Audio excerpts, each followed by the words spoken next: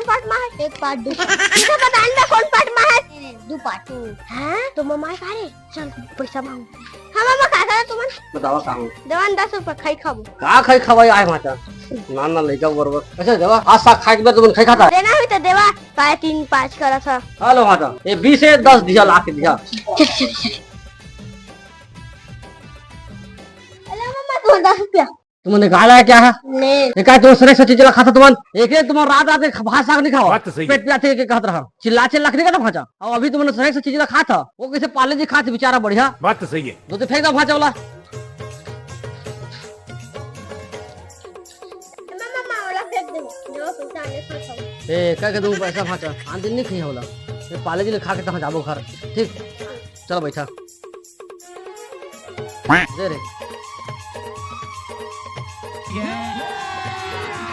अभी मजा आएगा ना भिड़ो। चल मम्मा खा जा तू मन चला मैं आता हूँ लेकिन एक सेकंड कैसे मामा अरे बाप रे मला पहचान नहीं हुई मामा ला कहती